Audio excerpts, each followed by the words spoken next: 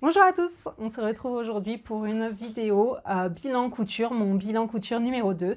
Alors sur novembre, décembre et janvier, début janvier en tout cas. Donc automne, un petit peu d'hiver, mais aussi un petit peu d'été parce que c'est comme ça, voilà. Je vous expliquerai pourquoi. J'ai fait un petit peu des petites robes d'été au mois de décembre, voilà, pourquoi pas. Donc je vais vous présenter tout ce que j'ai cousu pendant les derniers 2-3 mois. Donc j'ai pas eu le temps de coudre tellement de vêtements, j'ai fait beaucoup d'autres choses, donc je vous présente tout. Voilà, il y a des accessoires, il y a des choses pour bébé, il y a un petit peu des vêtements. J'ai envie de garder le pire pour la fin. Donc, si vous avez envie de rigoler un petit coup ou si vous avez besoin de prendre un petit peu confiance en vous, bah, restez avec moi jusqu'à la fin. Voilà, ça va être l'apothéose. Et aussi, j'ai envie d'intégrer une nouvelle rubrique dans mes bilans couture. J'ai envie de vous parler des films dans lesquels les costumes m'ont particulièrement plu et inspiré. Donc voilà, ça n'a pas grand-chose à voir avec ce que moi je fais, mais bon, quelque part, c'est une source d'inspiration, c'est quelque chose qui me plaît beaucoup dans les films, de regarder les costumes. Peut-être que vous aussi. J'espère que je vous ferai découvrir des choses. Je ne vais pas aller chercher dans les films obscurs d'auteurs, voilà. Peut-être que vous avez déjà vu hein, à ce moment-là. Ce qui serait intéressant, c'est qu'on en discute, n'est-ce pas? Voilà, on n'est pas obligé de tous être d'accord. D'ailleurs, j'en profite pour vous remercier pour tous vos commentaires. Voilà, tout le monde me fait très plaisir rien qu'en prenant le temps de commenter mes vidéos. Voilà, j'ai pas toujours le temps de répondre à tout le monde, mais sachez que je lis tout et voilà, merci infiniment. Alors tout de suite, le bilan numéro 2. Donc tout d'abord, j'ai cousu beaucoup de lingettes. Les lingettes, d'ailleurs, j'en ai pas une seule là à vous montrer. Si, je vous intégrerai des photos. Voilà, magie de la technique, merci. Donc les lingettes, j'avais dit que j'en ferais plus en plus, je vous avais raconté dans mon, enfin que j'en ferais plus trop, dans mon haul de tissus, les coupons Saint-Pierre, j'avais acheté un super coton de bambou avec des couleurs que j'adore, trop chou. J'avais dit ouais, je ferai d'autres trucs avec pour changer un peu, puis en fin de compte, bon, j'ai pas encore eu le temps, il m'en reste, donc il y a d'autres, voilà, il y a moyen. Et on m'a demandé, une amie à moi m'a demandé de faire quelques lingettes. J'en ai fait une quarantaine, j'en ai profité pour en refaire quelques-unes pour nous aussi. Et donc les lingettes, bon c'est toujours pareil, hein. Moi ça me prend un temps fou. Je pense que j'utilise la méthode la plus lente pour faire ces lingettes, mais bon c'est comme ça que j'ai besoin de faire, c'est-à-dire que je me découpe des rectangles, voilà, tous ces mêmes hein, en éponge et puis en coton imprimé. Après, j'ai mon gabarit, donc j'en ai deux en fait. J'ai celui-là, ça c'est avec les marges incluses, mais en fait j'ai fait un trou pour des fois j'ai un motif. Si j'ai un motif à placer au milieu, ben voilà. Voilà, et ça c'est en fait ce que je trace. Je trace pour chacune d'entre elles. J'ai trouvé que ça, là où j'aurai ma couture, parce que comme je fais une sorte de rectangle arrondi, j'aime bien que ce soit un petit peu nickel. du coup, voilà, je fais ça. Donc, je découpe, j'assemble, je trace, je fais un point à la machine, donc en endroit sur endroit, voilà, en laissant un petit trou pour retourner. Ensuite, je découpe le surplus, je retourne, je pousse bien les bords et je fais une surpiqûre. Donc tout ça, ça a l'air de rien, mais sur une petite lingette, c'est long, mais voilà, il y a que comme ça que je suis contente du résultat. J'ai essayé, un coup, j'ai fait une série sans la surpiqûre et ça me convient pas du tout. Hein. Une fois que ça passe au lavage, c'est tout pas droit. Ça me plaît pas. Donc celles-là, je les ai prises, je les ai surpiquées après. Et là, alors j'ai fait une petite test. C'est où? À la surjeteuse, ça m'évite à peu près 40 étapes. Donc, puis franchement, c'est pas mal. Hein. Franchement, pour essuyer les fesses d'un bébé, ça va bien aller. Donc, j'ai fait... Voilà. Après, c'est pas méga parfait. Bon, c'est la première que je fais en même temps. Bon, c'est pas exactement la perfection du rectangle au bord arrondi. C'est un peu moche d'ailleurs. Voilà, vous voyez, c'est un peu moche. Mais bon. Mais c'est tellement rapide. Et puis, c'est pas... Enfin, en termes de couture, c'est pas si moche que ça. Hein. Vous voyez, bon, bah, on voit les coutures, quoi. Mais bon, voilà. Selon l'usage, en tout cas, si c'est pas pour offrir, si c'est pour moi, je pense que je ferai comme ça. J'ai préparé tout un tas de carrés. Là, j'en ai toujours d'avance des carrés de chute de coton. Voilà, donc pour les lingettes. J'ai fait du rafistolage de bavoir. Voilà, j'ai donc un bébé qui a un style particulier pour boire son biberon, c'est-à-dire que elle boit une gorgée et elle rejette les 3/4. Et elle reboit. Donc voilà, ça fait que si les bavoirs ne sont pas imperméables, c'est la cata. Voilà, donc je sais bien que tous les bébés ont besoin de bavoirs. Enfin, pour ma part, j'ai jamais compris pourquoi les bavoirs sont pas tous imperméables. J'ai un mal de chien à trouver ça dans le commerce, je ne comprends pas. Alors si vous avez des bons plans, dites-moi. Je ne sais pas où sont les bavoirs imperméables de qualité. J'en avais trouvé des pas mal pour ma deuxième. Qui à force sont tout dégueulasses. Donc ce que j'ai fait, j'ai coupé l'éponge, voilà, et j'ai remis de l'éponge. J'ai fait du bricolage, c'est très moche, mais bon, faut que ce soit, fallait que ça aille vite et fallait que ce soit, comment dire, efficace quoi. Donc j'ai fait ça et sur d'autres bavoirs qui n'étaient pas imperméables, j'avais trouvé du plastique quoi dans un magasin de tissus. J'en ai pas là. Si j'en ai, je sais pas. Là. Et donc la vendeuse m'avait dit. Non, la vendeuse m'avait dit, je ne sais pas, arrêtez de me parler, quoi. En gros, elle m'avait dit, vous savez pas, fallait pas. Mais la personne à la caisse, par contre, m'avait dit, oui, oui, oui, ça, vous pouvez. Non, ma question, c'était, puis-je le laver en machine et là, elle m'avait dit, oui, oui, c'est pour. Et on s'en sert pour faire les charlottes pour les plats, là. Donc, en fait, c'est du plastique. Il est un peu rose parce que je l'ai lavé avec je sais plus quel tissu rouge. Mais bon, on s'en fout. Et donc, voilà. Donc, ça, j'ai fait D'ailleurs, voilà, j'ai coupé cette forme là, puis j'ai cousu ça sur des bavoirs non imperméables. J'ai fait ça, ça m'a bien occupé. Puis là, je travaille sur là, je vais faire un patron de bavoirs comme il faut quoi. Parce que, enfin, je sais pas, pourquoi ils sont petits dans le commerce les bavoirs. Pourquoi ça s'arrête là? Faut que ce soit un peu. Enfin bon, donc voilà, je suis en train de réfléchir à ça. Donc, suite au prochain épisode. Toujours dans le rayon bébé, j'ai fait une sorte de ce que j'appelle une bâche à bébé. J'ai pris donc c'est à partir d'une ancienne nappe. J'avais une nappe avec des petits trous et je savais pas quoi faire. S'il fallait que je la rafistole avec une sorte de broderie ou s'il fallait que... Je me demandais si j'allais pas en faire des torchons. Il y a quelqu'un qui m'a dit ça en commentaire. Je trouvais que c'était une super idée parce que j'ai aussi un problème pour trouver le bon tissu pour faire des torchons. Donc voilà. Et au final, je me suis dit, tiens... pour mettre je l'ai pas amené là le truc parce que c'est vraiment ça ressemble à rien mais je vous montrerai une photo.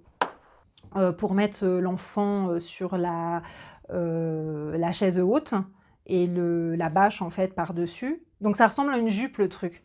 J'ai fait un trou, j'ai fait une fente, pas tout à fait au milieu parce que la nappe est ovale, un petit peu sur le dessus. J'ai fait une fente, j'ai surfilé et j'ai mis un élastique un peu pour resserrer cette fente. Et donc, ça, comme une jupe, sauf que le bébé est sur la chaise haute. Donc, en fait, ça couvre la chaise haute. Voilà, et derrière, ça fait une traîne aussi. Donc, ça couvre derrière, ça couvre devant et ça lui fait une nappe aussi. C'est pour éviter qu'il tombe des aliments, des choses diverses entre l'enfant et la tablette Et puis, ben, que ça dégueulasse la chaise haute à chaque repas, en fait. C'est pas que je suis maniaque, mais juste la bouffe de bébé sèche, là, j'ai pas le temps, quoi. Donc, je me suis dit, je vais essayer ça. J'avais vu un truc qui se vend tout fait, qui était un peu ce concept-là. Bon, un peu mieux, hein, en fait, qui c'est un bavoir avec des manches qui s'attachent au plateau. Je trouvais le concept sympa, sauf que, bon, voilà, je me suis dit, je vais pousser le truc encore plus loin, puis je vais faire avec de la récup. Donc voilà, je vous dirai la prochaine fois peut-être si ça fonctionne ou pas. Je l'ai essayé une fois, c'est assez cool, assez concluant. Mais, mais à moins d'en avoir 30, le truc, enfin, là ma fille, elle en a un stade où le truc, il est repeint à chaque repas en fait. Parce qu'elle apprend là à manger toute seule. Et c'est pas beau à voir. Donc, à moins que j'en fasse 2 ou 3, ou alors ben, je ne l'utiliserai pas à chaque fois, je ne sais pas. Et quoi d'autre? Oui, donc toujours pour bébé, et après c'est tout, hein. J'ai fait un tapis et avec des housses pour aller avec pour le parc. Alors, pour le parc, j'ai acheté, je suis toute contente, troisième bébé, ça y est, j'achète des affaires de puériculture. Je voulais un parc en bois, joli, qui fasse bien dans le salon, et parce qu'on n'en avait pas de toute façon. Et le truc, c'est que ce parc-là, il n'est pas carré, donc en fait, les tapis qu'ils vendent là, ça va pas. Donc, je me disais, c'est peut-être pas bien d'avoir une bande ou un endroit. En tout cas, il peut pas être plus grand, mais s'il est un peu plus petit, c'est peut-être pas terrible. Donc, j'ai commencé à regarder pour faire carrément un petit matelas pour que ce soit bien confortable. Je me suis lancée dans un truc, ouais, je vais acheter ça, une sorte de mousse et tout. Après, je vais faire une housse. Ça me paraissait le truc super compliqué, mais il fallait que je le fasse. Et après, on a réfléchi 2 secondes quand même. Mon mari m'a dit à juste titre, ouais, de toute façon, enfin, dans pas si longtemps, elle va commencer à se mettre debout. Ça risque un peu de lui tordre la cheville si elle est sur un matelas trop mou. C'est peut-être pas finalement terrible. On veut un truc qui soit pas trop dur pour si elle tombe, ça fasse pas trop mal, pour amortir la chute. Mais d'un autre côté, il faut pas que ce soit trop mou non plus. Donc en fait, je me suis dit, bah tout simplement, je vais essayer de faire un truc un peu comme ils font, qui vendent à au moins 50 €, mais au moins ce sera aux bonnes dimensions. Bon, c'est pas aux bonnes dimensions au final, hein. Bon, en tout cas, j'ai pris une housse de couette, une personne, qui ne servait plus. Merci maman. Et donc je l'ai plié en deux, donc j'ai enlevé 2 épaisseurs de housse de couette. Je l'ai tant bien que mal passé à la surjeteuse pour l'assembler. C'est pas très beau à voir, mais bon, au moins c'est assemblé. C'était assez difficile parce que bien sûr c'est très épais, mais ça passe. Donc voilà, bon, il me reste genre une bande que je me servirai de cette bande de housse de couette pour rembourrer autre chose, faire un coussin autre, voilà. Rien ne se perd. Et après j'ai fait une housse, donc système housse de coussin. Housse d'oreiller, quoi. J'ai fait 2 housses pour ce tapis pour pouvoir bien sûr le laver, parce que parfois cet enfant bave, je vous ai dit, parfois cet enfant vomit. Voilà, bienvenue dans le monde de la parentalité. Voilà, donc j'en ai fait un, donc j'ai apporté que un, parce que l'autre est en usage à la maison. Donc j'en ai fait un avec, c'est son tissu, bah tiens, il est là. C'est son tissu. J'ai fait tous les accessoires que j'ai fait pour elle, j'ai fait avec ce tissu-là, trop mignon, que j'avais acheté au Coupon Saint-Pierre, 3 fois rien. Trop mignon. Puis du coup, c'est elle, quoi, parce qu'il y a tout que j'ai fait avec. Bon, voilà. Et l'autre, j'ai fait avec ce tissu-là que j'adore. C'est mon préféré, c'est le seul vraiment que j'ai craqué sur AliExpress, hein, sur mon haul AliExpress, avec la petite sirène. Donc là, je vais pouvoir vous montrer le système. Peut-être, parce que ça, c'est grand. Donc, en fait, pensez à une housse d'oreiller, mais en grand, quoi. Donc, j'ai fait un rectangle, côté sirène, et de l'autre côté, j'avais pas assez, hein, donc j'ai fait l'envers en rose. Et là, il y a 2 rectangles, donc ça fait... Voilà. Coucou. Donc un comme ça qui fait les 2 tiers de la largeur et l'autre aussi fait les 2 tiers de la largeur, mais ils sont placés de façon à ce que on ouvre le truc, on met le tapis dedans et tout va bien. Et j'ai pris en sandwich des lanières, alors lol. J'étais trop contente. En plus, ça m'avait pas, ça m'avait pris des plombes à faire ces lanières là pour la première housse. Donc j'avais choisi d'en faire combien, je sais plus. 3, 6, 8, j'en ai fait 8. Donc 3 d'un côté et de l'autre. Et de ce côté-là, bah, que un au milieu en fait. Parce que celui-là, il sert pour, vous voyez, bon, voilà. Mais j'en ai, je suis, bon, des fois, je sais pas, je sais pas si c'est que je vais trop vite ou c'est juste, j'ai pas cette logique là qu'il faudrait pour faire des trucs comme ça. Enfin bon, j'en avais mis qu'un, voilà. Et donc quand je suis arrivée sur le parc pour l'attacher, toute contente, hein. Voilà, j'ai fait comment? Donc en fait, j'ai pris un barreau comme ça, puis j'ai fait un nœud. Bon, ça se fait, mais juste j'étais exaspérée parce qu'une fois que c'est un... Enfin, je vais pas aller en rajouter, quoi. Donc là, en fait, ce qu'il faut faire, c'est ça, hein, voilà. Tu réfléchis 2 secondes, puis il faut en mettre 2 à chaque fois. Donc c'est pas 8, mais 16 lanières que j'ai dû faire. C'était pénible ça, mais bon, j'ai fait. Donc comment j'ai fait? Bah, j'ai cousu un rectangle sur la longueur, je l'ai retourné. Là, sur la première, j'ai essayé de coudre, mais c'est très petit en fait pour coudre ça. Donc non, là pour le deuxième, j'ai fait juste un pli, j'ai plié et j'ai pressé au fer et c'est tout. C'est ouvert en fait. Si tu veux sortir avec le doigt, c'est possible, mais bon. L'enfant n'a pas accès à cet endroit. C'est en dehors du parc, ça. Quoi dire d'autre? Ah oui, alors bien sûr, je ne sais pas ce qui s'est passé. Je ne sais pas à quel niveau. Ah ouais, si. Si, en fait, le truc, il n'est pas... ouais, c'est bien de faire des trucs aux bonnes mesures. Le truc, il est trop petit au final. Voilà, je me souviens quand j'ai fait la première housse, il y avait un côté au final, au moment où j'allais assembler, où je me suis rendu compte que c'était pas droit en fait. Je m'étais basée sur un côté qui avait déjà été coupé, qui avait l'air droit. Et j'avais pas vérifié, grosse erreur de ma part. Et maintenant, depuis peu, là, je fais, enfin non, depuis au moins un an, quand je coupe des grandes longueurs, je fais plus avec la règle et tout parce que j'arrive à pas avoir des trucs droits quand même. Je tire un fil, en fait, je fais je coupe un petit bout, après je tire un fil et la plupart des tissus, ça fonctionne. Si on tire, on voit en fait la trame. Et ensuite, au couteau, je coupe droit en suivant la trame. Ça prend longtemps, mais c'est la seule façon que j'ai trouvée pour couper vraiment droit. Et voilà, voilà, donc là, j'avais oublié de le faire d'un côté. Du coup, j'ai dû un peu rogner pour faire droit parce que j'avais plus assez de tissu pour tout recouper. Voilà, mais ça n'explique pas pourquoi la partie couette, elle, est trop petite aussi. Je pense que j'avais peut-être pas pris assez en compte le fait que quand je la plierais, ça fait une épaisseur de telle que ça réduise un peu. Je vais pas réussir à expliquer. Donc juste, voilà, c'est même pas la bonne dimension. Mais bon, je suis contente quand même, c'est quand même mieux que rien.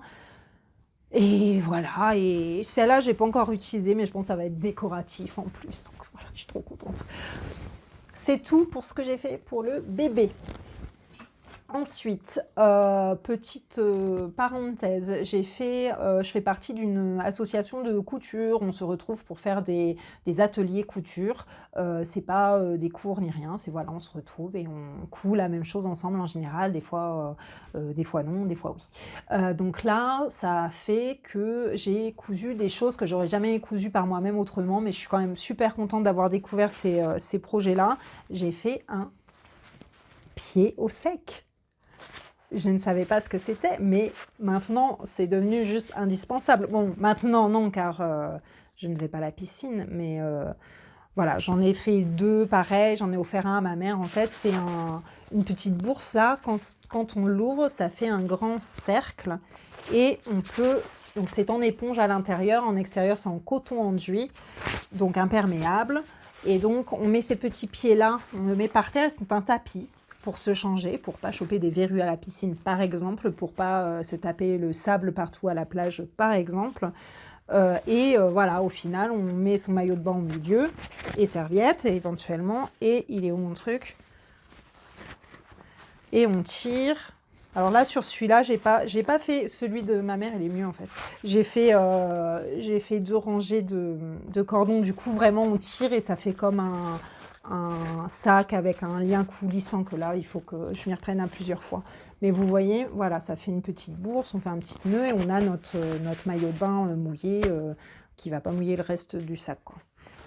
Ouais, je trouve ça super sympa. Donc en fait, bah, c'est tout simple. C'est 2 cercles, des rubans, quoi. Enfin là, j'ai pris des rubans pour passer un cordon. Et voilà, trop bien. Et il me reste juste un tout petit peu là. Bah ouais, j'avais assez, comme il fallait 2 cercles de 60 centimètres, j'avais acheté 60 centimètres. Mais la laise était de, je sais plus, 140, un truc comme ça. Du coup, j'en avais assez pour faire 2, donc j'en ai fait 2. Il me reste ça. Il est beau ce tissu, donc c'est du tissu enduit, style toile cirée, mais classe. Euh, butinette. Et l'éponge orange butinette aussi qui a servi pour les bavoirs.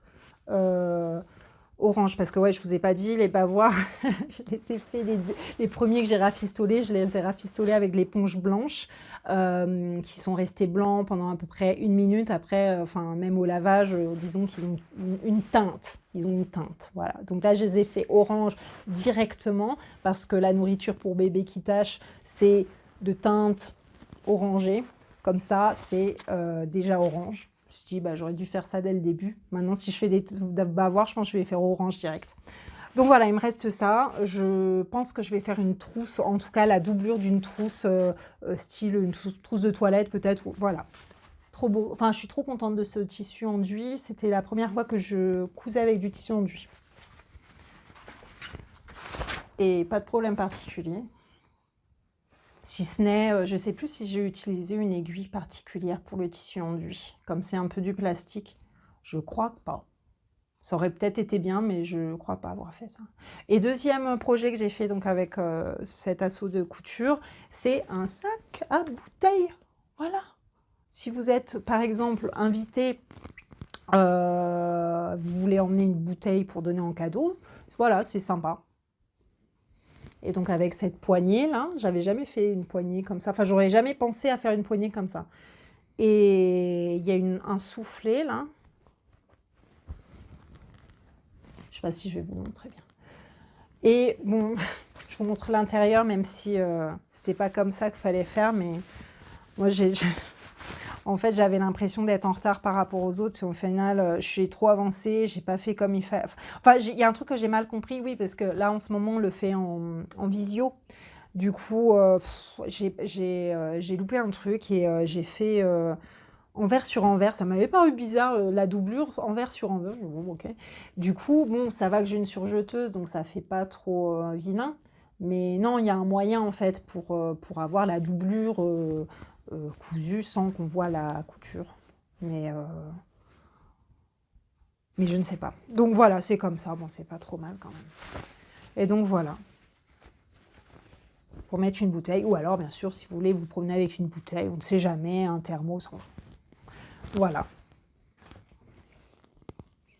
Ensuite, j'ai fait bien sûr les jupes de Noël, les projets pour Noël. Donc, j'ai fait une vidéo dédiée aux jupes de Noël que j'ai fait pour mes filles, mais les revoici. Donc, c'est à partir de chutes de rideaux.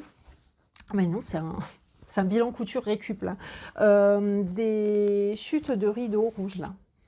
Et de la feutrine blanche que j'avais déjà. Donc j'ai découpé des villages de Noël. Bon, je reviens pas dessus, j'ai fait une vidéo exprès où je montre tout mon processus pour arriver à ces jupes-là, avec tous les petites galères que j'ai eues aussi. Alors, trop drôle, je disais, oui, bon, j'avais oublié de laver le tissu, et il a des teintes partout sur ma machine. Elle est encore rose, ma machine. Mais bon, de toute façon, c'est pas grave. C'est pas comme si elles allaient les porter à l'école. Je vais pas avoir besoin de les laver beaucoup.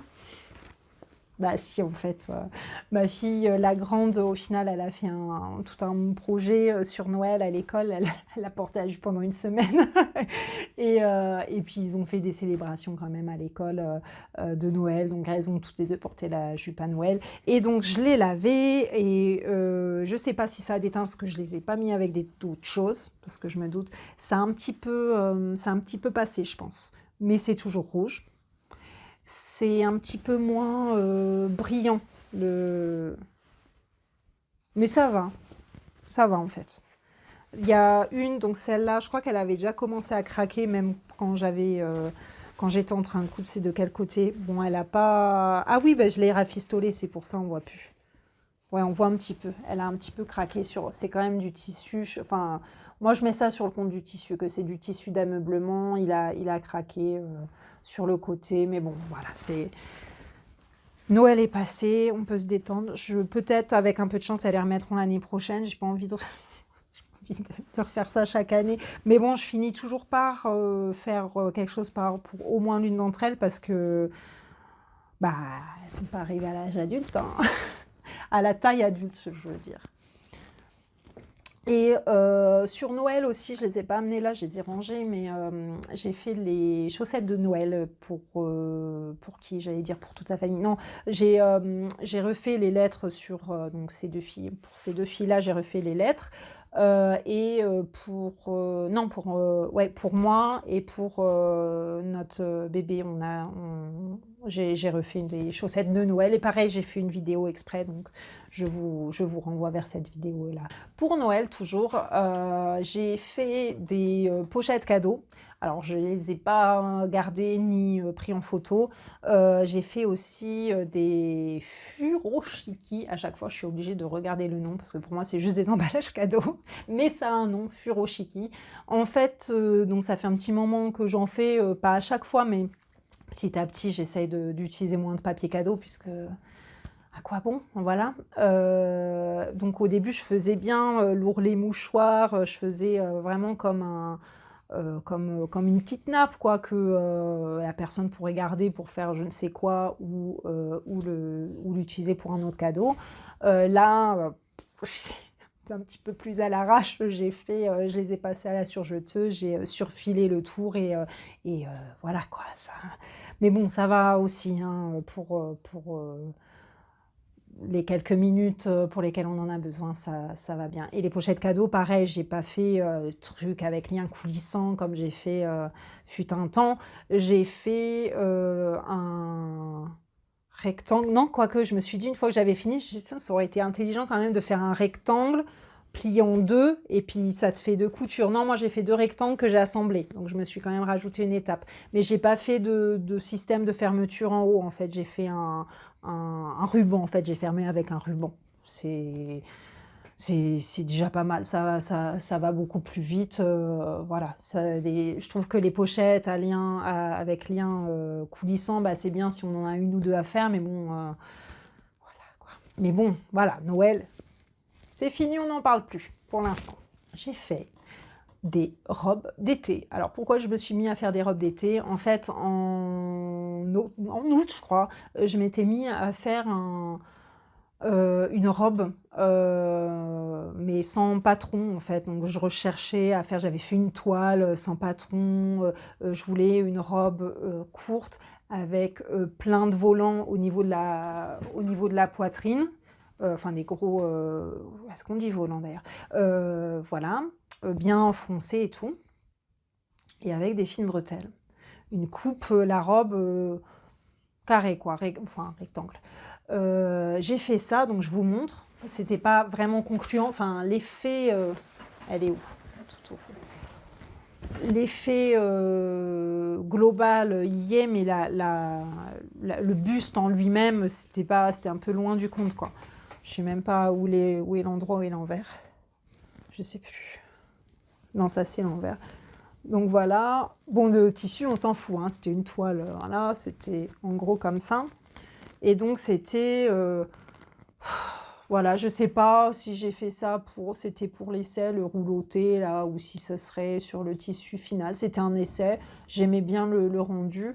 Par contre, voilà, je m'étais imaginé qu'en faisant des longs rectangles et en les fronçant autour de la poitrine, ça ferait les volants que je voulais. Mais en fait, j'avais pas pris en compte ça là. Que en fait, tu vois, ça fait des pics là qui pendent. Donc ça, je voulais pas. Et puis même la robe en elle-même, elle a pas de pince ni rien, mais bon, ça me gênait pas. Mais il y avait un truc, ouais, les emmanchures, elles étaient pas trop au bon endroit. Enfin, j'étais loin du compte. Je pense que j'aurais dû faire quand même beaucoup de toiles avant d'arriver à une robe portable, enfin celle qui était dans mon esprit. Et pile là, je vois une vidéo de SB Création qui fait donc son podcast mensuel et qui fait mais la robe, enfin presque, enfin sur le haut en tout cas, c'était vraiment ce que j'avais en tête. J'ai dit bah, nickel, voilà, c'était un patron Burda de juillet 2019.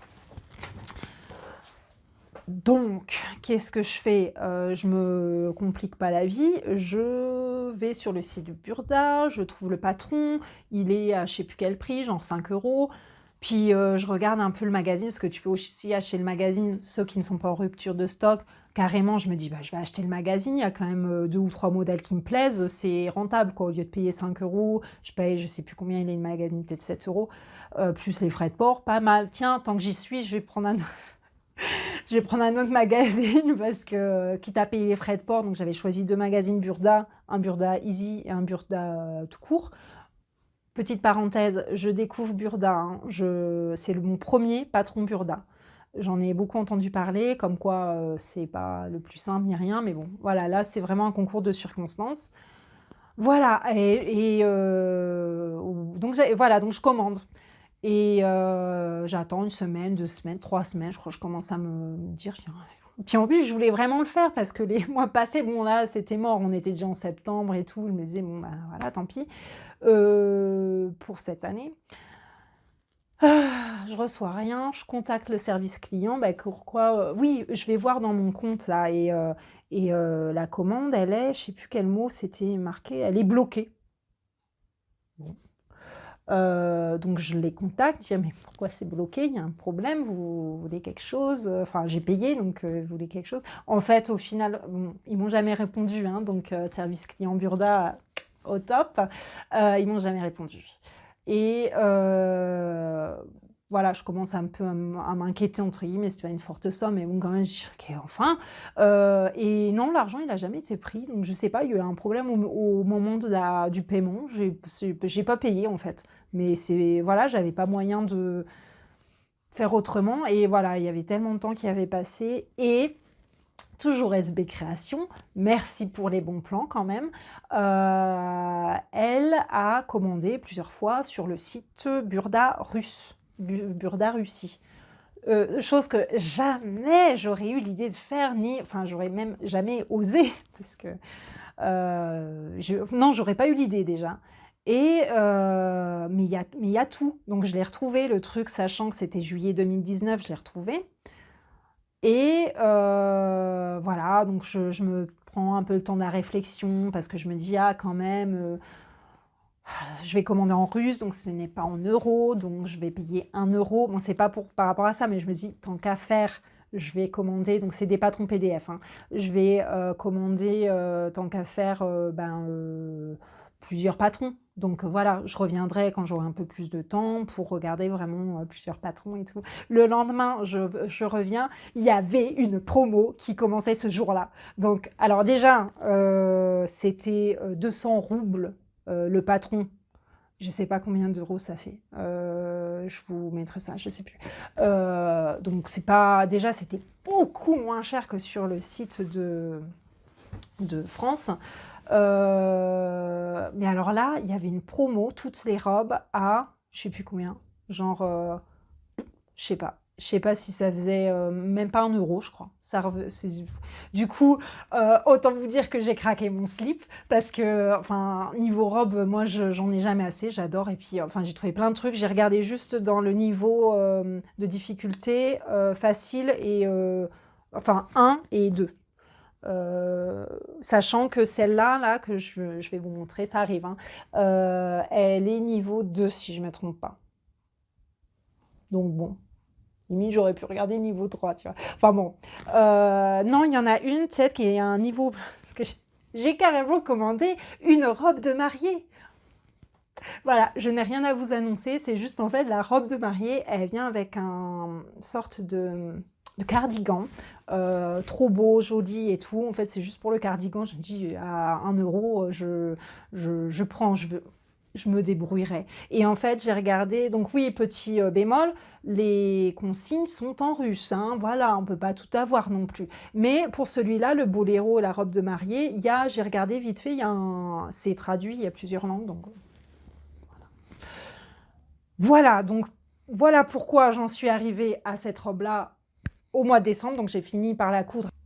Alors, ce qui m'inquiétait, j'avais regardé, donc SB Création, elle disait pas exactement comme elle l'avait fait étape par étape, c'est pas le concept, mais sur son blog, il y avait un peu plus de détails, parce que c'était une robe qu'elle a fait 2 fois déjà. Donc j'ai suivi ses conseils direct, j'ai pas cherché. Donc c'est une robe qui est à faire en matière fluide. Qui est longue, qui a une ceinture qui est resserrée à la taille et elle a un grand volant et des fines bretelles. Donc à part la ceinture et le fait qu'elle soit longue, moi j'en voulais une courte. Et à part que moi je voulais plusieurs... Enfin bon, pour la base, je me suis dit c'est quand même pas mal. C'est mieux que de partir de rien dans mon cas parce que sinon je vais y passer des mois et j'ai d'autres trucs sur le feu quoi. Donc je me suis quand même traduit là, il y a une page de consignes de montage que je me suis traduit sur Google Traduction. Voilà, donc ça donne une idée assez floue, mais ça donne une idée quand même de ce qu'il faut faire et quand. Ça laisse beaucoup de place quand même à l'interprétation. Voilà. Donc il y a au niveau des pièces à couper, donc il y a un corsage avant et dos, il y a un volant avant et dos, voilà, donc il y a une pièce de volant qui n'est pas un rectangle comme j'avais voulu faire au début, mais qui est vraiment une pièce de volant qui suit la courbe un peu non, même pas, bon, qui suit une courbe de volant. Avant, arrière, il est différent.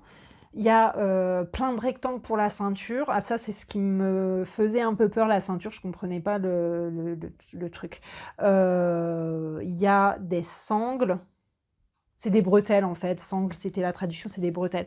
Et les pièces de jupe qui sont des rectangles. OK. Donc, SB Création disait que elle trouvait que ça faisait trop de volume au niveau de la taille. Donc, elle avait enlevé 30 cm sur la largeur, mais qu'en version longue, il y avait peu d'aisance pour marcher. Donc moi, je l'ai fait en court.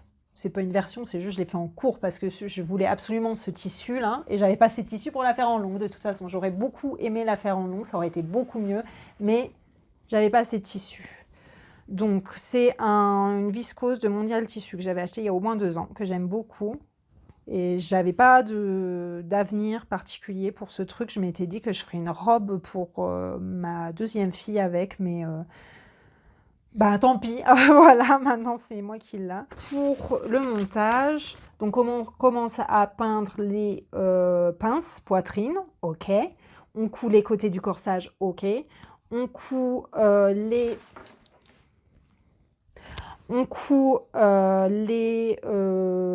couture latérale sur les volants, donc on coud les côtés du corsage et du volant, ok. Couper les surplus, alors à chaque fois qu'il fallait faire un ourlet double rentrée, un surfil, machin, j'ai pas fait, j'ai surfilé et j'ai fait un ourlet simple pour les volants par exemple, et le bas de la jupe. Voilà, et c'est au moment, en fait, donc j'appréhendais pour la ceinture parce que je comprenais pas du tout la logique. Il y avait un élastique qu'il fallait passer dans une fente à l'intérieur. Enfin, ça me paraissait compliqué pour pas grand-chose. Enfin, moi, j'aurais pas fait comme ça, mais bon, c'est le patron, hein. Et au final, ce qui m'a posé problème, c'est savoir... je vous la montre quand même, cette robe. C'est savoir où... ouais, j'ai eu du mal à savoir il est où le cucu, il est où la tête. J'avais le corsage, j'avais le volant, et en fait, il fallait que je finisse le volant sur le corsage. Ça paraît vraiment con comme ça, je sais pas pourquoi j'ai galéré. Je crois qu'une fois, je l'ai monté à l'envers. J'avais bâti en fait à la machine à coudre parce que je savais pas quelle longueur de bretelle faire parce que SB Création disait qu'elle avait retiré 4 centimètres, c'est quand même énorme. J'avais peur en même temps de retirer trop parce qu'une fois que tu as tes bretelles là comme ça, et ben c'est mort quoi. Je préférais quand même faire plus loose au cas où. Au final, c'est trop grand. Donc j'avais bâti, et en fait je sais plus dans quel sens, mais c'était pas dans le bon sens. Voilà, donc tout simplement parce que c'était écrit aussi, bon c'est Google Traduction, mais ça m'avait fait, enfin j'avais pas compris, et au final il faut juste savoir qu'il faut avoir le corsage sur l'endroit, et le volant sur l'endroit aussi, mais à l'intérieur. Je sais pas. Le corsage, il est sur l'endroit. Le volant, il est sur l'endroit à l'intérieur. Voilà. Voilà, c'est ça. Bon, en fait, j'ai juste à retourner. En fait, on retourne le volant à l'intérieur et c'est cousu comme ça. Alors, j'ai rien compris à comment j'étais censée faire là. J'ai fait à la surjeteuse, moi. Je sais pas, parce qu'après, il fallait cranter, etc. J'ai rien compris, donc j'ai fait comme ça. Et après on retourne et magie de la... Bon là vous allez rien voir parce que malheureusement sur l'envers il est aussi imprimé, enfin on voit l'imprimé sur l'envers parce qu'il est très léger. Donc la matière est parfaite, hein, ce viscose est parfait pour cette robe. Je regrette de ne pas en avoir eu plus pour faire plus long. Donc la ceinture au final, ce qui était un peu bizarre pour moi c'était on a les pièces... identique de la ceinture à l'intérieur, c'est-à-dire on a une ceinture avec le tissu sur l'endroit, sur l'envers de la robe. C'est clair ou pas? Et c'est ça qui me paraît si bizarre, mais bon, c'est comme ça. Et il y a un endroit où on laisse une fente, donc on n'assemble pas tout, et c'est là où on passe l'élastique.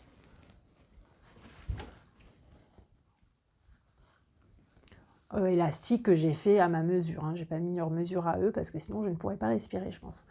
Voilà. Et après, la jupe, c'est 2 rectangles. J'ai fait donc 30 cm de moins sur la largeur, pour pas trop avoir de volume à la taille. Et j'ai fait comme longueur, qu'est-ce que j'ai fait comme longueur? J'ai tout écrit parce que je me suis dit, si je la refais, ce sera plus simple. J'ai fait 2 rectangles de 60 par 75. 75 étant la longueur, je suppose. Voilà. Et donc, ça c'était un essai en fait, hein. C'était pas, parce que c'était pas mon idée de départ sur ma toile là, c'était d'avoir plusieurs volants au niveau de la poitrine. Donc déjà je voulais tester le patron, donc je me suis un peu loupée sur les bretelles, elles sont trop longues. Ah oui, puis sur l'arrière il y a un élastique là, pareil, je sais pas comment j'étais censée le mettre, je l'ai rajouté je crois sur la marge de couture. Voilà, c'est pas mal, pour resserrer le dos.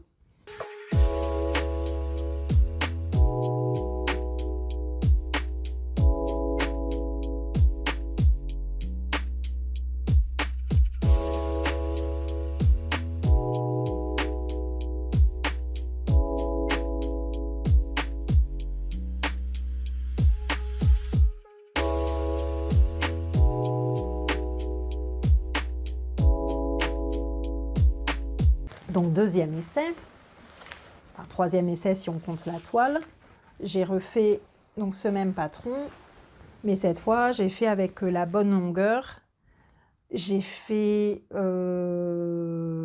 avec la bonne largeur de jupe aussi, donc il y a beaucoup plus de tissu au niveau de la taille, ce qui me plaît pas tellement, ça fait... En fait, pour moi, cette robe, la taille, je sais même pas, non, elle est à l'envers. La taille, elle est trop haute. Pour moi, la taille, elle est trop haute.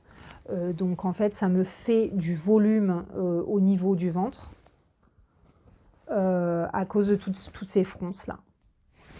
Bon, après, j'ai pas le tissu préconisé, donc un tissu fluide. Là, c'est un coton assez épais, donc je me doutais que ce serait pas forcément flatteur. Mais bon, j'avais vraiment très envie de cet imprimé.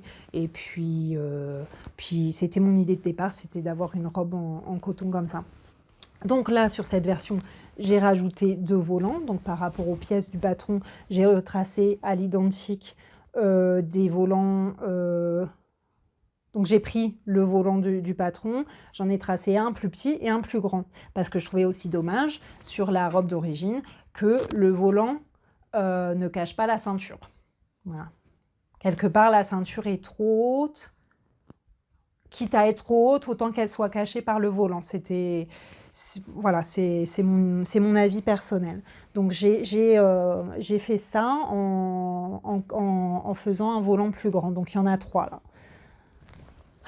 Alors c'est pas encore ça.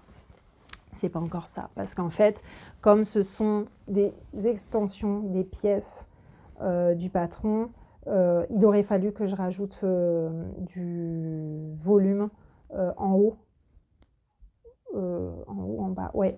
Enfin, là, vous voyez, ça suit la même ligne. Et du coup, on ne voit pas qu'il y a 3 volants. Voilà, tout simplement. Au niveau des bretelles, c'est un peu mieux. Alors après, cette fois, j'ai pas eu de mal à savoir le cucu et la tête parce que j'avais écrit, comme je vous ai dit tout à l'heure, le volant, il faut qu'il soit dans l'endroit, mais à l'intérieur du corsage pour le coudre. Ça, j'ai pas eu de problème. Mais je sais pas, à un moment donné, je crois que c'était pour les volants, ouais. J'étais... je sais plus pourquoi c'est arrivé, mais c'est arrivé. Au lieu... c'est la honte, mais bon. Au lieu de coudre les volants l'un avec l'autre, je les ai cousus tout seul. J'ai fait, c'est-à-dire que j'ai pris ma pièce de volant arrière, par exemple. Il y a un volant pour l'arrière. Et ben, je ne l'ai pas attaché au volant de devant. Je l'ai attaché tout seul. J'ai fait un cercle. Et c'est au bout, j'en ai fait peut-être 2 ou 3. Je me dis, quand même, c'est petit, c'est... Je ne vais jamais rentrer.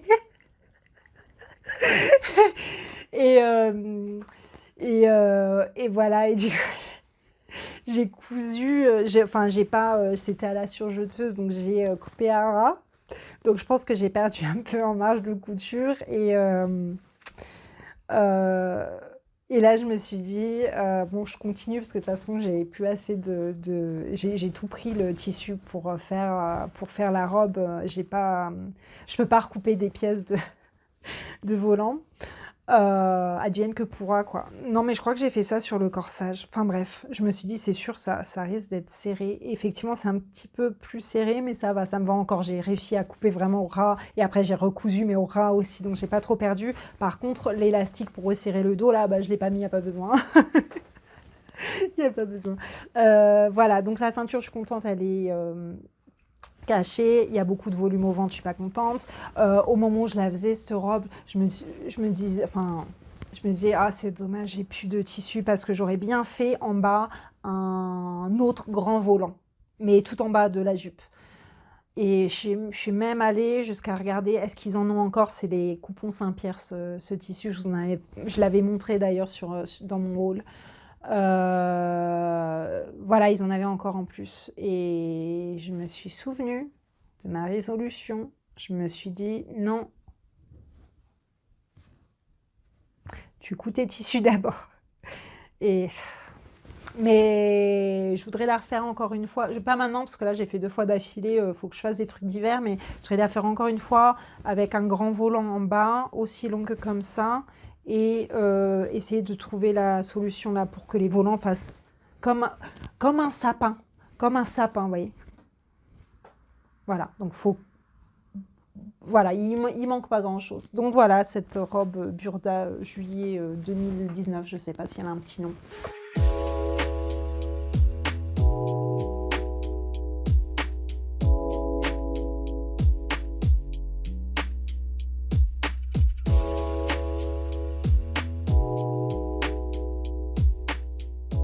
Je vous ai dit en début de vidéo que je gardais le pire pour la fin. Ça y est, on est à la fin. Le pire arrive. Alors, c'est pas totalement un échec car j'ai quand même un bout de vêtement à me mettre sur le dos, donc quelque part, c'est une réussite. Après, Voilà, donc moi je débute en jersey, hein. J'ai voulu faire le top Mila de Made by Oranges. C'est du site, du magazine, je sais plus quoi, My Image, je sais plus. Avec ce jersey de polyester de Découpons Saint-Pierre aussi dans mon haul précédent.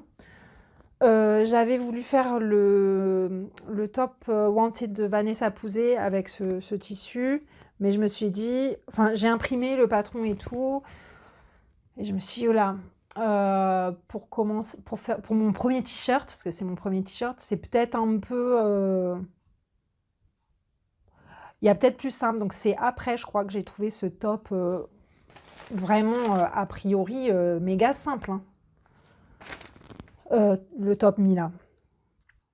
Je me suis dit, voilà, je vais essayer déjà de faire celui-là, et quand j'aurai fait celui-là correctement, on s'attaquera au wanted. Donc je vais pas m'attaquer au wanted tout de suite, il va falloir que je fasse le top Mila au moins une autre fois, pour que je comprenne ce qui s'est passé. Donc je l'ai fait en taille 38, ainsi que les robes Burda. Je vous ai pas dit la taille 38. Voilà, je sais que c'est pas bien, mais je regarde pas toujours le tableau des mesures parce que je sais que souvent il y a des décalages et en plus ça fait pas toujours plaisir, surtout quand on est comme moi postpartum. Je suis entre je sais pas quelle taille je suis sans, enfin, ça n'a aucun sens en fait par rapport au tableau des mesures et je suis pas au stade de retracer un patron. Voilà, pour moi, c'est une bonne façon de tester un patron. Si d'habitude je fais une taille 38 et que le patron taille bien, et ben la taille 38 m'ira. Donc pour l'instant, on va dire que j'ai eu de la chance.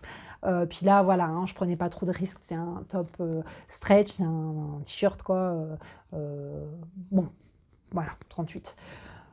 Donc voilà, j'ai fait la taille 38, j'ai coupé les pièces, donc les marges de couture sont pas incluses, ce qui me gêne absolument pas, parce que moi je trouve que c'est assez personnel, les marges de couture, on n'a pas tous les mêmes habitudes, les mêmes envies, les mêmes besoins, il suffit de le savoir, on rajoute ce qu'on veut, voilà, moi ça m'a pas choqué, jusque-là tout va bien. Il y avait des pièces de parmenture. Et ça, je l'ai découvert au moment où j'ai tracé le patron, j'ai décalqué le patron. Oui, parce qu'il vient, le patron, sur une planche où c'est comme si tu avais une planche de magazine, c'est-à-dire tu as les pièces qui se superposent. Moi, ça ne me dérange pas non plus ça, parce que justement, ça fait moins de papier imprimé, parce que de toute façon, même les patrons comme ça, je les redécalque pour pouvoir les faire en plusieurs tailles, à moins que ce soit des trucs vraiment qui prennent pas beaucoup de pages, ou que je suis sûre ça va être que pour moi. Voilà, donc à ce moment-là, je vois, il y a des pièces de parmenture. Et là, je me suis dit, je suis novice en t-shirt, mais les parmentures en jersey, ça se passe comment exactement? Et oui, aussi dans ce top, c'était écrit quand même, et je suis allée vérifier parce que je suis allée voir sur le site si j'avais pas loupé un truc, il y avait écrit patron plus tutoriel. Le tutoriel.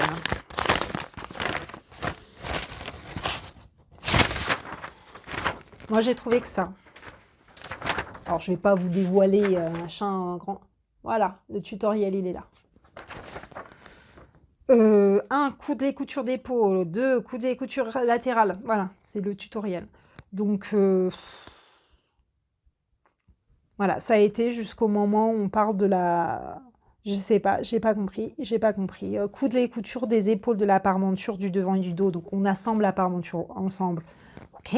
Coudre la parmenture d'encolure le long du côté de l'encolure.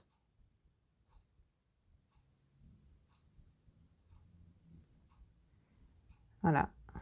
Plier la parmenture vers l'intérieur et coudre à la couture d'épaule. Surpiquer le cou à l'endroit. Coudre un ourlet sur le bas du top. Donc j'ai cru comprendre et j'ai fait ça. Bon, là, le ridicule ne suit pas, heureusement, mais franchement, je suis pas fière de ce que j'ai fait.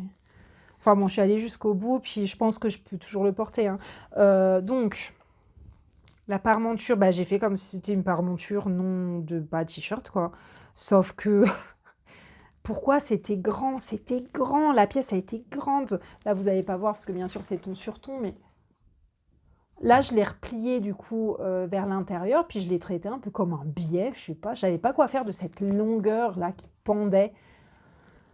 Voilà, et puis bah, au niveau des épaules, je sais pas, est-ce qu'il voulait dire ça? J'ai plié, puis j'ai fait une couture parce que sinon ça allait bâiller. C'est très étrange, j'ai trouvé ça très étrange. Donc je comprends que c'est pour faire une finition différente qu'une, comment ça s'appelle? Une bande d'encodure ou un biais. Donc je comprends l'intérêt, mais juste pourquoi les pièces de parmenture étaient si larges, je ne comprends pas. Je fais quoi avec ça? Du coup, là, j'ai un bout, ça dépasse. Là, c'est parce que je l'ai replié, mais il y avait des endroits. Donc, je ne sais pas. Je ne sais pas. Et aussi, autre couac, mais ça, c'est totalement de ma faute. C'est parce que je suis un peu, je suis un peu indisciplinée des fois. En fait, j'avais pas trop envie de faire les repères au niveau des manches pour mettre les manches. J'avais pas trop envie et je suis pas du tout habituée au jersey et je trouve que c'est dur à écrire sur du jersey. D'habitude, en fait, quand il y a comment ça s'appelle, des repères, je fais des petits triangles en fait. Je fais pas des encoches parce que moi je les vois pas les encoches. Selon le tissu, on les voit pas. Je fais des petits triangles qui dépassent. Comme ça on aligne et tout. Et là, je sais pas, je me suis dit, tiens, qu'est-ce qui se passe si on fait comme on veut au niveau des manches? Est-ce que ça marche comme ça? J'apprends en même temps, hein. Et ben pas top, et je pense que c'est à cause de ça. Donc je vais vous l'enfiler parce que j'ai pas fait de vidéo glamour là pour celle-là. Ah oui, et autre, bon, c'est pas la faute du patron, c'est mon aiguille double là pour les sourcils, elle a pété direct. En fait, je sais pas pourquoi. Ça arrive de temps en temps sur cette machine récemment là. L'aiguille, pouf, elle a tapé. Non, j'ai fait quelques points et pouf, elle a tapé dans la plaque. Mon point zigzag avec cette aiguille là, c'était pas top non plus. Je crois que j'ai fini par mettre une autre aiguille, donc j'ai fait l'ourlet en zigzag. C'est pas droit, c'est très très moche. Puis bah des fois le point il saute, hein. C'est du zigzag sur du jersey quoi, hein. C'est très très moche, hein. Ça c'est mon point. Donc j'ai fait ça en attendant, me dire peut-être que si ça donne quelque chose de pas mal, ça ira bien. Là, ça me convient pas du tout, donc je vais racheter des aiguilles doubles. J'en aurai d'avance cette fois, et j'essaierai de faire un truc un peu plus propre. Mais en même temps, je me dis, il n'y a pas de raison. Si j'ai pas fait un point zigzag droit, pourquoi mon point à l'aiguille double, il sera droit? Ce sera pareil, ce sera super moche, mais bon, tant pis. En tout cas, bon, voilà, c'est élastique, c'est ça qui compte. Il est très extensible, ce jersey. Et aux manches, j'ai essayé un truc parce que j'avais envie d'un effet, comme j'avais pas d'aiguille double de toute façon, j'avais envie d'un effet retourné. Et du coup, j'ai fait une couture invisible à la main, mais j'ai essayé qu'elle soit assez lâche parce que c'est quand même la manche. Donc elle est encore un peu lâche, mais là, ouais, là je la sens, le tissu il est très extensible et la manche un peu moins, mais bon. Mais de toute façon, ça va pas parce que comme fallait que ce soit lâche pour être un peu extensible, hein, ça se voit beaucoup. Est-ce que vous le voyez? Ça se retourne un petit peu, vous voyez? Donc pas top. Du coup, l'autre manche, j'ai rien fait.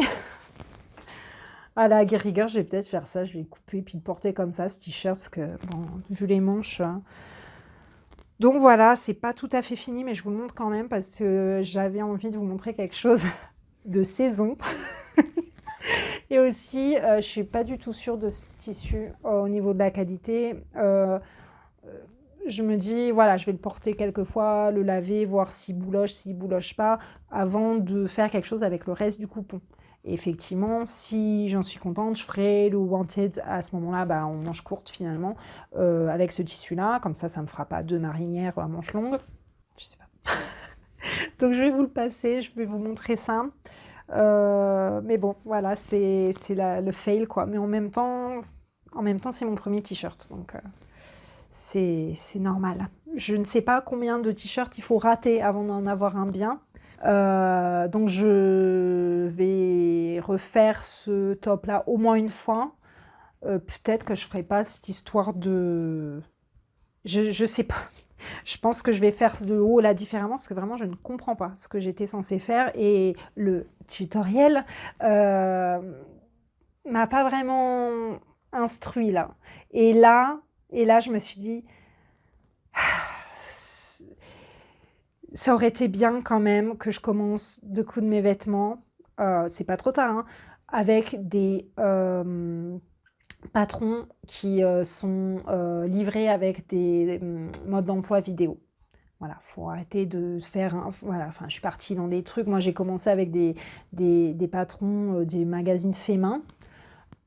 C'est un peu, franchement, c'est un peu comme Burdin. T'es un peu seul au monde. Tiens, t'as ton patron, alors déjà, tu te débrouilles pour le décalquer. Et bon, ben voilà, hein, endroit sur endroit, tu sais comment ça se passe. Les instructions fait main, c'est mortel. Mais bon, ça allait, quoi. Enfin, parce que je me suis pas lancée à faire des trucs compliqués. Je fais des trucs faciles dans le fait main. Mais ce serait peut-être plus instructif et peut-être plus valorisant de faire des trucs que j'arrive à faire du début à la fin et de ne pas me retrouver comme ça. Là, je suis toute seule et mais je fais quoi avec cette parmenture en jersey? Comment se fait? J'ai même cherché des tutoriels sur YouTube, j'ai rien trouvé. J'ai trouvé quelqu'un qui explique ça exactement, sauf que cette personne fait à ce niveau-là, donc là où j'ai fait ma... Je sais plus où d'ailleurs. Ouais, là où j'ai fait ma surpiqûre, elle fait un point zigzag. Bah oui, pour qu'il soit extensible. Donc elle fait un point zigzag. Et au final, c'est un point droit. Donc, je sais pas. Donc je vous l'enfile et je vous montre et on passe au film dont je vais vous parler. Ah, voilà, bon, donc j'ai ma manche là pas finie.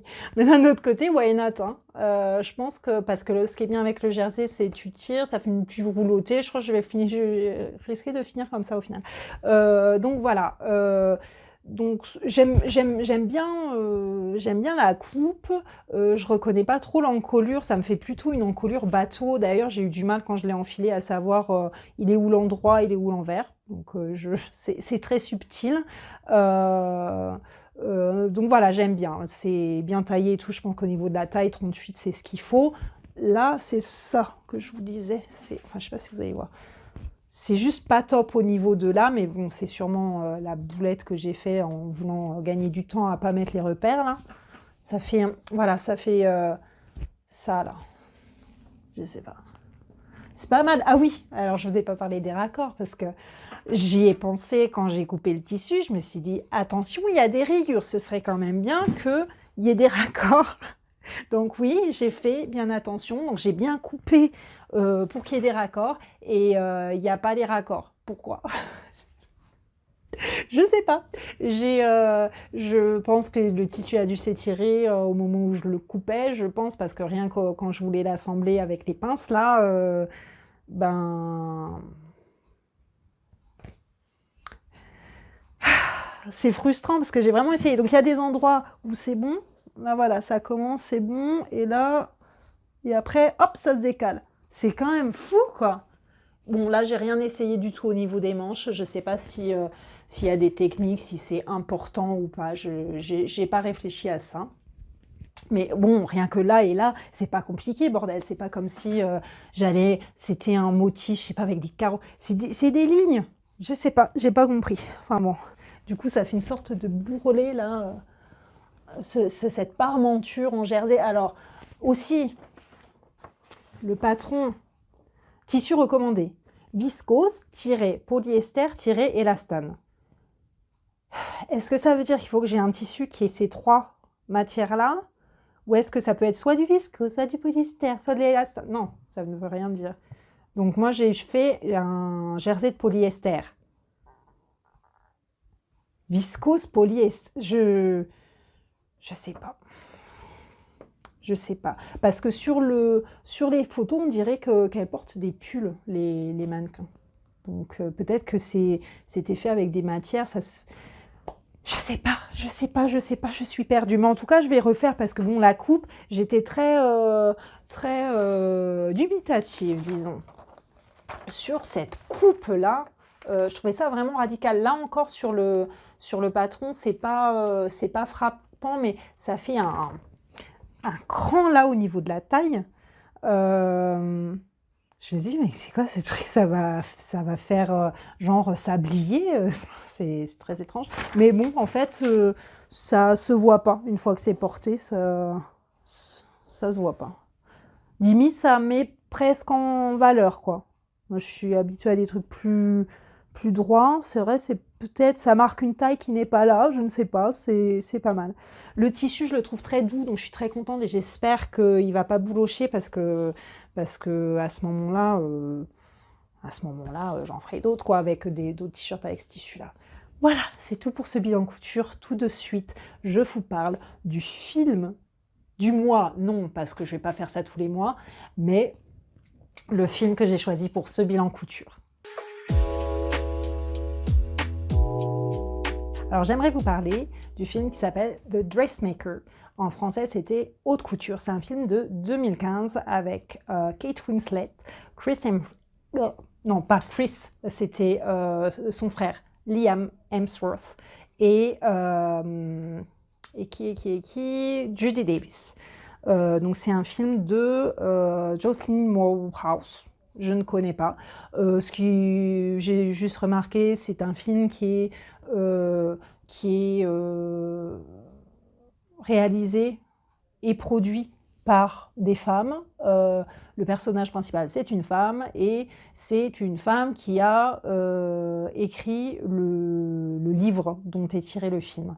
Voilà, ça ne veut pas dire que c'est mieux que si ce n'était pas des femmes qui l'avaient fait, c'est juste, voilà, c'est tout des femmes. c'est tout.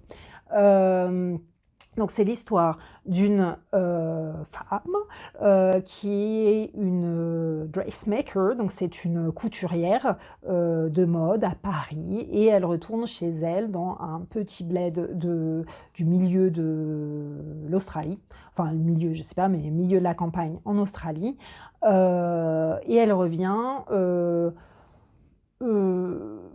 Voilà, elle contraste beaucoup, disons, avec. Elle est très glamour et tout.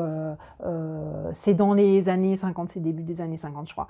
Elle est très, voilà, elle est très classe par rapport au bouseux de la ville où elle a grandi. Et donc, il y a une histoire de vengeance qui est totalement jouissive, mais surtout, le film, moi j'ai adoré les costumes, trop beaux, quoi. Ils sont faits par, comment elle s'appelle, Margot Wilson. Alors, les costumes de Kate Winslet, ils sont faits par Margot Wilson, et il y a une autre costumière qui a fait tous les autres costumes. Et trop beau, en fait. Bon, je vous raconte pas toute l'histoire, mais petit à petit, donc cette couturière, elle propose de faire des vêtements pour une personne, puis deux, puis trois, et en fait, dans ce bled. Et au bout d'un moment, tu as toutes les femmes de cette petite ville qui sont habillées, mais comme des gravures de mode des années 50. Donc c'est vraiment... Et elles sont en train de faire leur tâche quotidienne avec des vêtements, mais top class, quoi. Super glamour. Et bon, ça c'est drôle, quoi. Et c'est vraiment un film aussi sur... bon, c'est cette histoire de vengeance-là, mais c'est un film sur... les apparences, mais aussi surtout sur quand on porte un vêtement, comment on se ressent par rapport, comment on se sent, non, comment on se sent par rapport aux vêtements qu'on porte. Voilà, si on porte une guenille, on va pas se sentir pareil que si on porte une robe du type. Voilà. Je vous mettrai des photos un peu, vraiment c'est trop beau. Ça fait penser voilà, au New Look, à Christian Dior. Voilà, il y a la robe, à un moment elle arrive, donc le personnage principal arrive, donc elle a été absente mais pendant peut-être 20 ans, hein, et elle revient, et elle arrive, comment ça s'appelle, elle va voir un match de je sais plus quel sport, on s'en fout, mais dans une robe qui n'a rien à faire là. C'est digne des tapis rouges à Hollywood, quoi. Mais voilà, elle est là. Et cette robe-là, elle est faite avec un tissu, c'est une soie moirée que la costumière a trouvé 25 ans avant de faire le film. En fait, quand elle faisait des études de stylisme, elle l'a acheté à Milan. Donc c'est une Australienne, mais elle a fait un semestre à Paris et elle a fait un voyage à Milan et elle a acheté cette soie rouge qu'il l'a appelée comme ça et voilà, pendant 25 ans, elle l'a gardée. Et voilà, elle fait des films, elle fait des costumes pour le cinéma. Et là, voilà, elle avait trouvé finalement le... Donc, vous voyez, on achète des tissus, on achète des tissus. Mais c'est pas grave, parce qu'il y a un jour, il va y avoir l'occasion rêvée, et ce sera le projet, et il arrivera au bon moment. Et des fois, c'est 25 ans après. Voilà.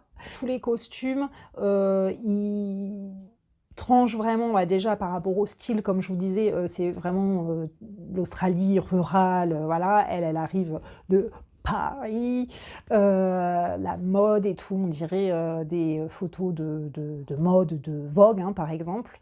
Ça tranche et par rapport aux couleurs, en fait, sont des couleurs très franches, très prononcées. Ça tranche beaucoup avec c'est un peu désertique, c'est un peu poussiéreux, cette petite ville. Donc c'est... Voilà, puis même le film, en général, il est assez fun, quoi. Donc voilà, je vous conseille vraiment. Est-ce que vous l'avez vu? Est-ce que vous l'avez aimé? Est-ce que vous avez aimé les costumes? Est-ce que vous n'avez pas aimé les costumes? Moi, j'aime beaucoup la mode des années 50. Enfin, ce film, ça m'a rappelé, ouais, que c'est vraiment une décennie intéressante parce qu'on sort de la Deuxième Guerre mondiale où c'était très austère, on serrait les fesses au niveau financier comme tout le reste, il n'y avait pas beaucoup de tissus, il n'y avait pas, bon, il y avait pas beaucoup à manger, il n'y avait pas beaucoup de tout ça. Et les années 50, c'est allez, on sort tout, les matières qui coûtent cher, des métrages de ouf sur les robes, voilà, on ne compte plus. Voilà, c'est magique. Donc voilà, je vous ferai une petite séquence comme ça à la fin de mes bilans couture. Ça me permet de partager mon autre passion qui est le cinéma. J'adore regarder des films et j'adore les costumes de films. Donc n'hésitez pas à me dire ce que vous avez pensé en commentaire. J'adore voilà, lire tout ce que vous me dites, que ce soit des conseils, des questions, des je ne sais quoi, des commentaires quoi. Je vous dis à très bientôt.